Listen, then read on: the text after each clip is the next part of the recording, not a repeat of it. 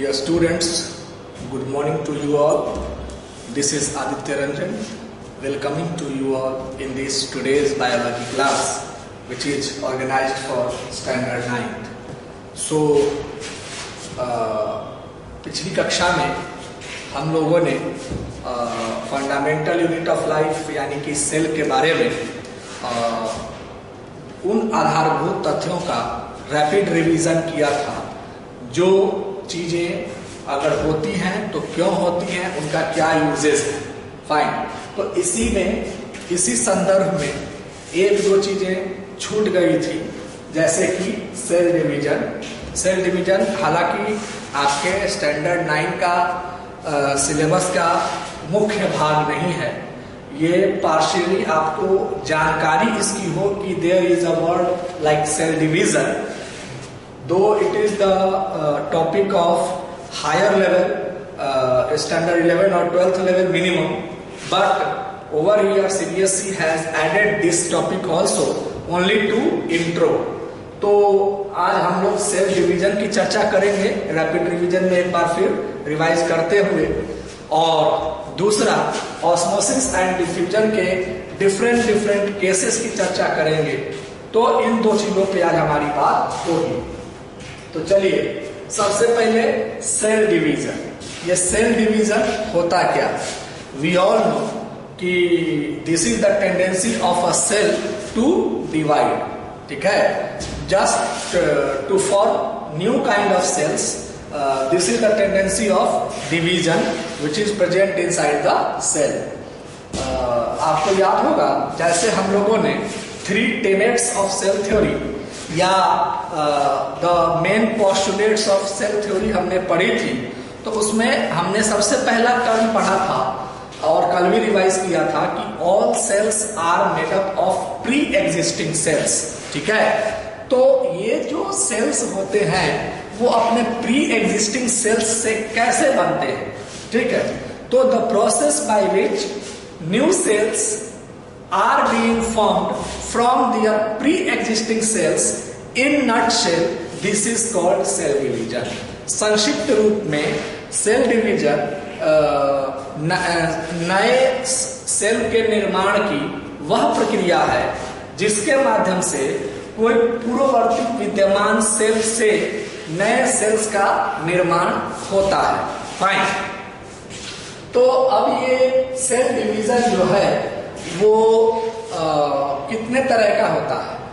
तो ये cell division आपको सेलुलर डिवीजन की बात अगर है तो सेल्स तो दो तरह के होते हैं, आपको मालूम है, यूनिसेलुलर एंड मल्टी सेलुलर। तो इसमें सिर्फ और सिर्फ सेल की डिवीजन जो है वो उसके न्यूक्लियस बेस पे ही होती है। Cells are being divide through its nucleus. Nuclear background पे सेल डिवाइड होते हैं। यहाँ पे जो ये एग्जाम्पल ले रखा है, ये एग्जाम्पल अमीबा का है।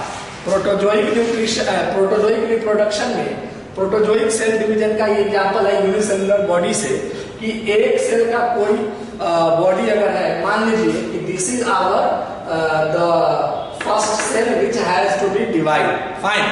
तो अगर इस सेल को हम अमीबी सेल मान लें, अगर ये अमीबा का सेल हो, तो अमीबा के सेल में हम सबको मालूम है कि ओनली न्यूक्लियस इज प्रेजेंट, है ना।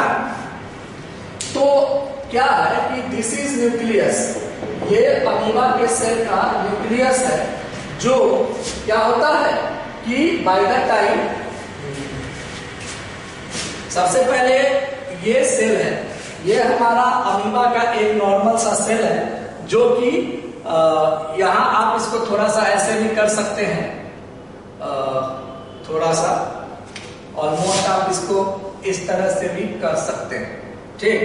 और यहाँ आप इसको थोड़ा सा इस तरह से एग्जैक्टली 10 शेप आप बना सकते हैं, ठीक। तो ये हमारा अमीबा का एक सेल है, एक सेल यूनिसेलुलर यूकैरियोटिक ऑर्गेनिज्म है हमारा प्रोटोजोआ फैमिली का अमीबा, जो कि जब उसके डिवीजन की बारी आती है, उसके एक से ज्यादा बढ़ने की बारी आती है, तो इसका जो ये बाहर का हिस्सा है सेल मेम्ब्रेनस, वो अपने आप में वाइडर होने लगता है, टॉप होने लगता है, ठीक है, स्प्रेड होने लगता है। तो न्यूक्लियस डिवाइड्स इनटू टू, तो यहाँ पे इसका एक न्यूक्लियस इसके डिवीजन की शुरुआत हो चुकी है, क्योंकि न्यूक्लियर डिवीजन से ही ये सेल डिवाइड होता है। ठीक है, तो सेल की डिवीजन उसके न्यूक्लियर के बेस पर होती है।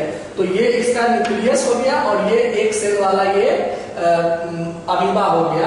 तो क्या होगा, न्यूक्लियस के डिवीजन से पहले इसका जो सेल होगा वो स्प्रेड होगा। ठीक है, तो सेल मेम्ब्रेन आल्सो डिवाइड, तो ये एक पूरा का पूरा सेल मेम्ब्रेन इसमें स्ट्रेचिंग आएगी, ये बढ़ेंगे। फाइन, उसके बाद क्या होगा कि इसके अंदर का जो ये न्यूक्लियस पार्ट है ये बढ़ेगा। ठीक, और आप इसको कह सकते हैं कि ये जो है ये न्यूक्लियस है, ये न्यूक्लियस का हिसाब किताब है। और स्थिति ऐसी हो जाती है कि स्ट्रेच, ये तो है कि न्यूक्लियस डिवाइड्स इनटू टू, लेकिन ये एक न्यूक्लियस टू में डिवाइड होने से पहले there is a kind of stretch in cell membrane. ये छोटा सा, ये बड़ा हुआ और अंत में पूरी तरह से स्ट्रेच हो गया।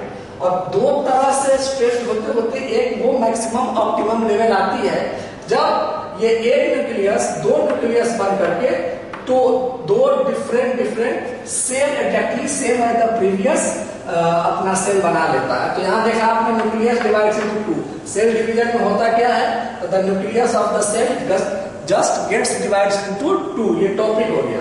अब इस न्यूक्लियस के डिवीजन का, और ये अगर आप सेल मान लें, ये अगर आप सेल मान लें तो इस सेल का ये फर्स्ट केस है जिसमें क्या है, सेल मेम्ब्रेन डिवाइड हो रहा है, स्ट्रेच हो रहा है, ये फर्स्ट केस। और ये सेकंड केस में क्या है कि न्यूक्लियस की डिवीजन शुरू हो रही है, एक न्यूक्लियस स्ट्रेच होकर के दो छोटे छोटे फॉर्म में आ गया और फाइनली ये अपना in third case exactly the same cell as this previous parental cell, दो सेल बना लिया।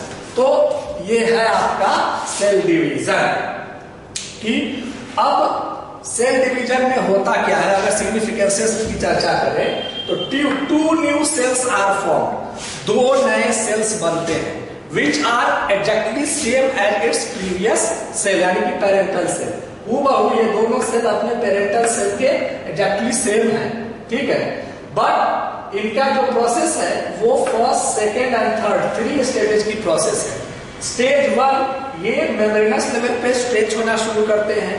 स्टेज 2 इनका मेम्ब्रेनस स्ट्रेचिंग एक ऑप्टिमम लेवल पर पहुंच जाता है, तब जाकर के इनका अंदर का जो न्यूक्लियस है वो दो भाग में डिवाइड ऑलमोस्ट हो जाता है और उसके बाद से ये कट हो जाते हैं और फाइनली ये यहाँ से कट होकर के दो न्यू सेल्स फॉर्म हो जाते हैं। तो the main significance of cell division is just to form two new cells. Fine, अब ये जो दो न्यू सेल्स फॉर्म होते हैं इनको क्या कहा जाता है, डॉटर सेल्स कहा जाता है। ठीक, और ये जो सेल्स डिविजन्स की प्रक्रिया होती है ये क्यों जरूरी है, ये क्यों होना चाहिए, तो ये जरूरी है for the growth of organisms. ठीक है, किसी भी ऑर्गेनिजम्स के ग्रोथ के लिए सेल्स की डिवीजन जरूरी है। क्यों, क्योंकि आप लोगों ने पढ़ा है या अभी प्रीवियस क्लासेस में आप लोगों ने पढ़ा है कि या आगे की क्लास में आप पढ़ेंगे, आगे की मतलब चैप्टर्स में, कि डिफरेंट काइंड ऑफ या बहुत सारे सेल्स को मिला के एक टिश्यू बनता है, फिर बहुत सारे टिश्यूज को मिला के एक ऑर्गन बनता है, फिर बहुत सारे ऑर्गन्स को मिला के एक कंप्लीट ऑर्गन सिस्टम यानी आवर बॉडी तैयार होती है। तो अगर एक ही सेल होके रह जाएगा, सेलुलर डिवीजन नहीं होगी, तो ऑर्गेनिज्म का बॉडी ग्रोथ होगा नहीं होगा। फाइन, तो उसके बाद इंटरनल या एक्सटर्नल ग्रोथ होंगी नहीं होंगी। तो ये क्यों जरूरी है, तो cell division is essential for growth of the organism. दूसरा, सेकेंड की to replace the damage and dead cells. क्या होता है, अक्सर आपने देखा होगा कि कहीं पे कट फट हो जाता है, कोई वुंड टाइप का हो जाता है, तो उसमें हम हैंडीप्लास्ट या कोई पट्टी वगैरह करते हैं तो वो वुंड जो है वो हील होना शुरू हो जाती है। कभी कभी तो बिना किसी पट्टी वट्टी के ही वो उसमें हीलिंग आ जाती है, बट अगर बैंडेज वगैरह लगा देते हैं तो बाय द टाइम वो वुंड हील होना शुरू हो जाता है, यानी कि उसमें सेल्स जो है अपने आप जनरेट होने लगते हैं और अच्छे तरीके से होते हैं। फाइन, तो किसी भी तरह के डैमेज को शरीर के अंदर किसी प्रकार के सेलुलर डैमेज को रोकने के लिए ये आता है, ठीक। और जो डेड सेल्स हो गए होते हैं उनकी जगह पे नया सेल्स को लाने के लिए, ताकि वहां के फंक्शन को, सेलुलर फंक्शंस को कंटिन्यू करने के लिए और बॉडी को लाइफ सरवाइव करने के लिए आराम से उसमें मददगार होता है। एक एग्जांपल मैं और देना चाहूंगा कि आखिर ये सेल डिवीजन का ही गुण है कि आखिर क्या वजह है कि जब हम कोई बच्चा छत से कूदता है या गिरता है तो उसे चोट लगती है और कुर्सी पर आसानी से बैठता है तो उसे कोई चोट नहीं लगती। देखो बच्चों, अगर आप कुर्सी पर बैठते हैं, मुंह से बोलते हैं, कुछ भी करते हैं, तो दुनिया के हर एक एक्टिविटी में हमेशा आपके बॉडी में सेल बनने और डेड होने और डैमेज होने की प्रक्रिया हमेशा चलती रहती है, हमेशा। तो एक रेशियो आता है जिस समय किसी ऑर्गन पार्ट में सेल निर्माण से ज्यादा सेल डेड हो जाता है, the time duration between the newly formed cells is being much lower than the damaging cells, then you will feel a kind of pain. मतलब कि आप ऊपर से गिरे एक बार धड़ाम से, समझ गए? एट ए टाइम जितनी सेल्स उस सर्टेन पॉइंट ऑफ टाइम में आपके बॉडी से ब्रेक हुई, उस जहां पे आप गिरे, आपके बॉडी के जिस पार्ट से आप गिरे, समझ गए, तो उतने सेल्स को फिर से उन डैमेज को पूरा करके नया सेल बनाने के लिए जो टाइम लगता है उतने ड्यूरेशन तक आपको चोट का अनुभव होता है। फॉर न्यू एग्जाम्पल, अगर आपने किसी को स्लैपिंग किया, मान लिया यहाँ पे चिक पे गाल पे एक थप्पड़ मार दिया, कभी मारते हैं तो पता नहीं चलता है लेकिन चोट लगती है, कभी मारते हैं तो एक्सटर्नली गाल लाल हो जाता है।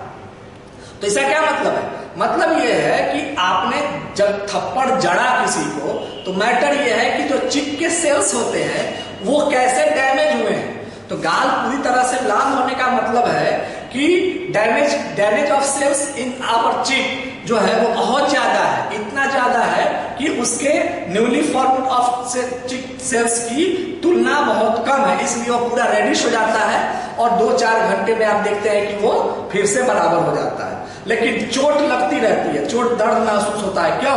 क्योंकि ऊपरी कंडीशन उसने फिलअप किया है, इंटरनली जब पूरा पैचअप हो जाता है तो चोट भी खत्म हो जाती है। तो this is related to replace the damage. बाकी डेड सेल्स अपने आप, जैसे आप देखते हैं आपका नाखून जो है, नाखून बढ़ते रहता है, सर के बाल बढ़ते रहते हैं, ये क्या है? ये भी सेल्स ही हैं। तो इनको आप कट कराते हैं और फिर भी वो पूरी बाल को अगर आप कट करा लेते हैं बावजूद इसके बाल नए उगाते हैं, तो वो डेड सेल्स हैं जो बॉडी के बाहर आते रहते हैं, उसको रिप्लेस करते हैं, फिर नए बाल उगते हैं। तो ये पॉइंट है। तीसरा, सब cells divide throughout our life. कुछ सेल्स ऐसे हैं जो हमारे शरीर में ताउम्र डिवाइड होते रहते हैं, है ना।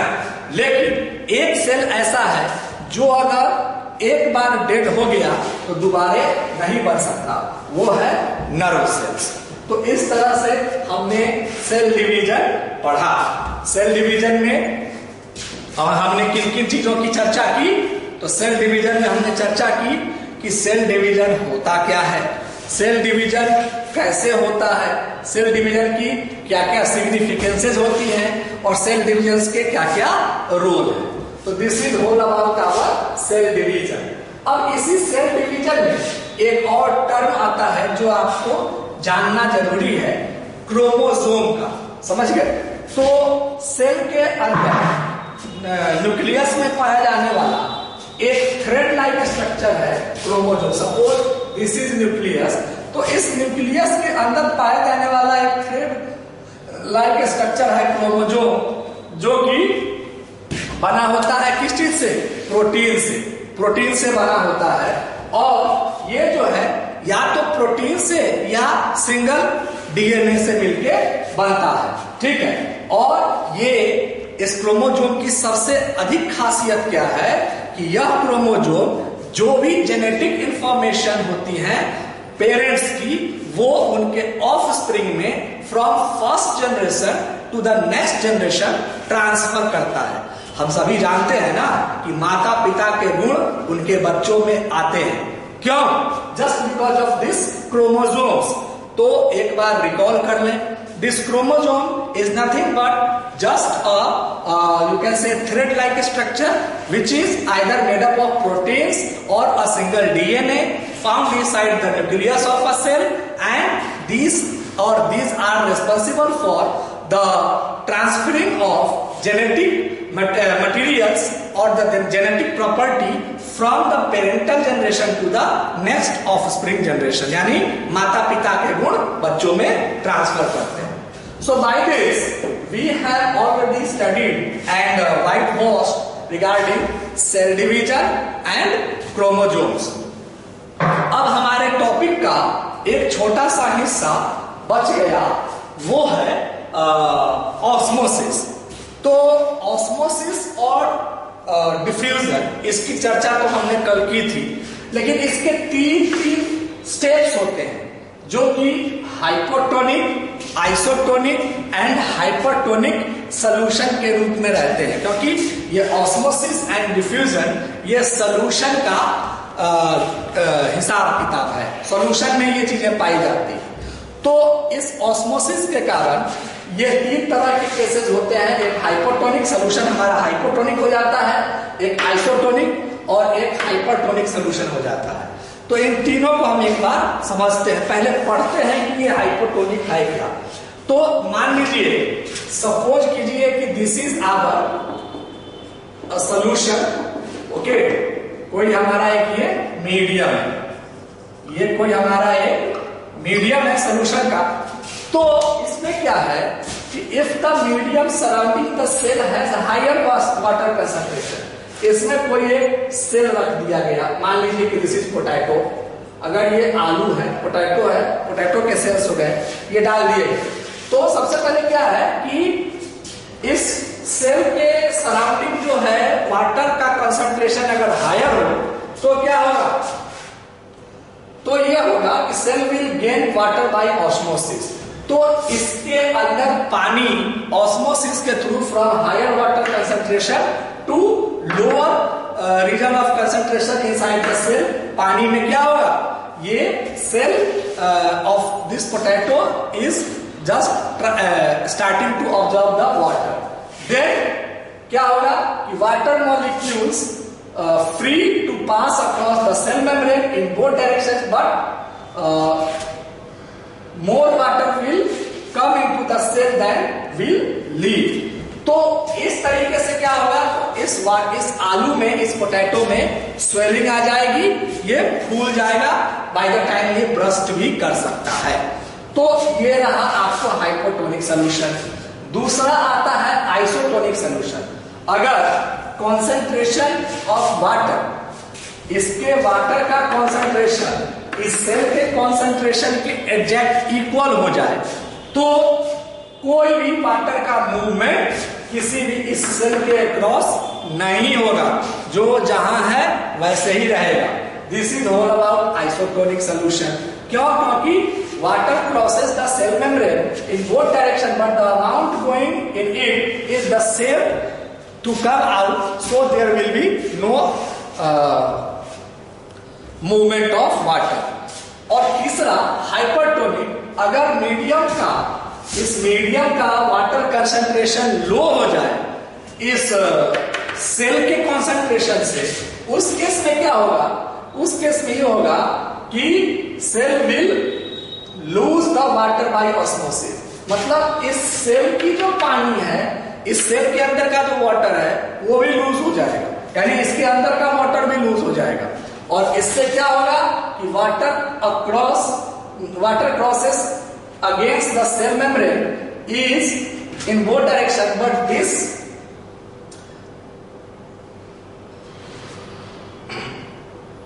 more water leaves the cell than enters in the, therefore it is cell will shrink। तो ये तीन केसेस हुए। कौन कौन से केसेस हुए वो आपको हम बता देते हैं, एक बार समझा दिए, फिर से समझ लीजिए। सपोज कीजिए कि ये हमारा सॉल्यूशन है, ठीक।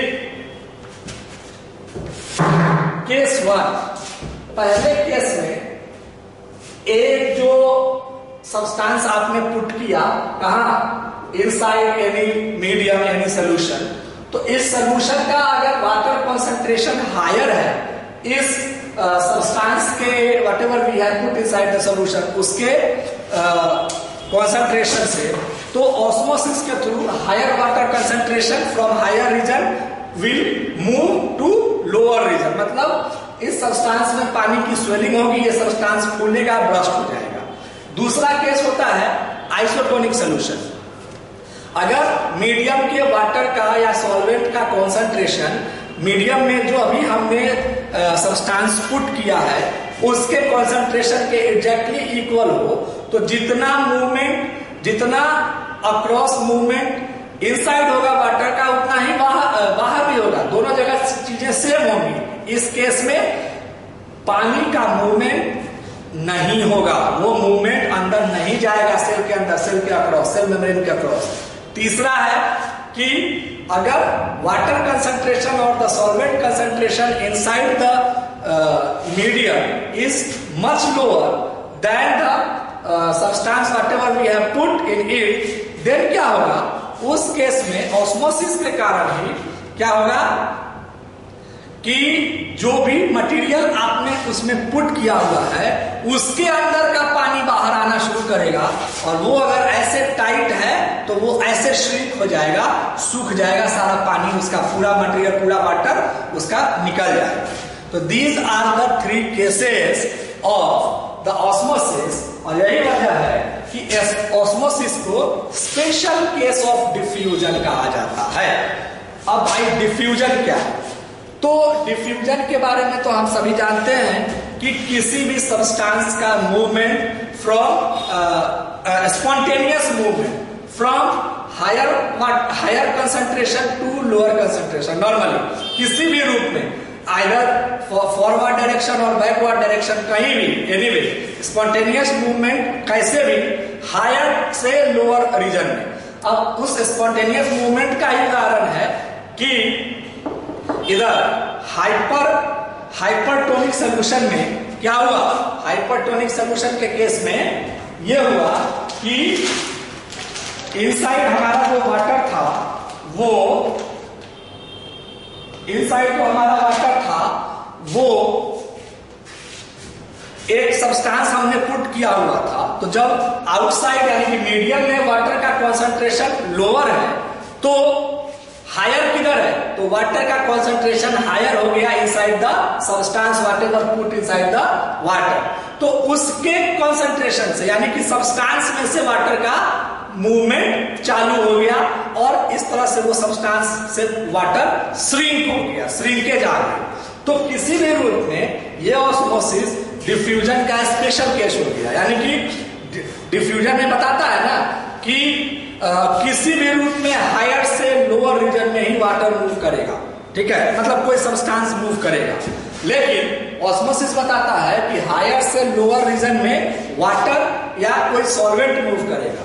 तो इस केस में डिफ्यूजन वाला गुण भी ऑस्मोसिस में दिखता है कि अगर वो सॉल्यूशन हाइपरटोनिक हो, जहां पर आउटसाइड सराउंडिंग में वाटर या सॉल्वेंट, नॉर्मली वाटर ही लेते हैं, उनका कंसंट्रेशन हायर नहीं है, तो सब्सटेंस में जो उसमें पुट है उसका अगर वाटर कंसंट्रेशन हायर है तो वहां से ही पानी यानी वाटर मूवमेंट चालू हो जाएगा from inside the substance to outside medium, समझ गए? तो this is the thing whatever we had to study today about today's rapid revision class of this cell. तो इस तरीके से हम लोगों ने पूरे के पूरे अच्छे तरीके से सेल चैप्टर या fundamental unit of life chapter को रिवाइज किया, समझा। अब अगली क्लास में हम लोग अगले चैप्टर का रिवीजन करेंगे ताकि एग्जाम्स में अच्छे मार्क्स आ सके। सो आज की क्लास ओवर होती है। Thank you.